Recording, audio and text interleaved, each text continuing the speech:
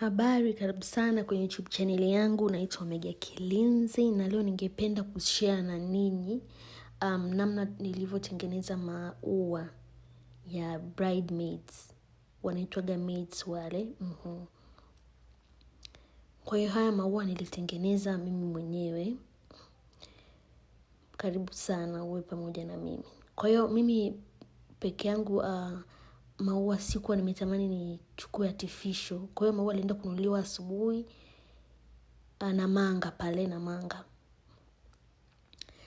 Kwa hiyo maua ya maids nikaenda Kariakoo kuangalia artificial. Kwa sababu maua yatakiwa nitengeneze siku moja au siku mbili kabla. Na fresh flowers huwezi kutengeneza siku mbili au siku moja kabla kwa sababu yatasinyaa. Labda uyaweke kwenye maji na uweke dawa kama aspirin. Kwa hiyo nikawa nimeenda kutafuta maua. Yaani sikupata maua mazuri. Kwanza tutakiwa kwenye maua yetu ni glue gun, glue, pliers, wire. Yes. Na maua pamoja na ribbon. Kwa hiyo hivyo vitu ni vitu vya muhimu sana. Maua nilipata sehemu nyingine kabisa ambayo nilisahau kuchukua picha, ila nitawachia namba za huyo dada, yuko maeneo ya Tabata Segerea pale darajani. Nitachia namba kwenye description box. Kwa kama unavyoona hapo wire nilienda kununua hardware. Usichukue binding wire kwa sababu unakuwa kama umechafuka na oil fulani hivi. Wewe chukua tu wire wa kawaida. Huo wire nilinunua 2500 ndio. Ambapo niliukatakata kama mita moja hivi na nikauzungusha. Yaani hiyo paste unakatia na huo wire. Maua nilinunua bouquet moja. Bouquet moja ilikuwa na maua 9. Ambapo bouquet moja nilinunua kwa shilingi 8,000.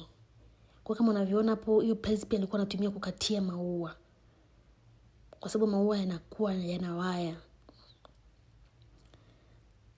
Kama unavyoona hapo nakata maua. Nilichukua maua ya kawaida ya roses meupe, nikachukua pia na maua ya gold kwa ajili ya kuweka nakshi yapendeze vizuri.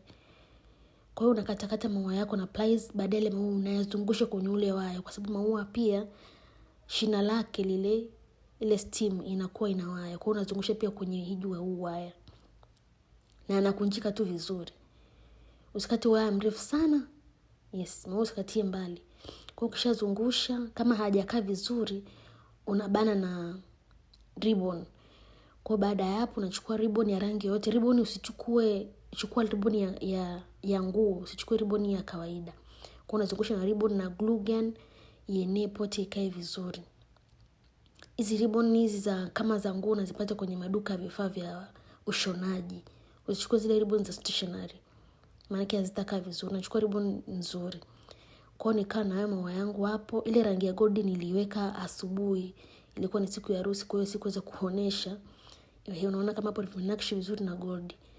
Kwa sababu ilikuwa kijani ilikuwa ingezidi sana. Kama unavyotuona hapo, asanteni sana. Namba za kwenye maua nitawekea kwenye description box.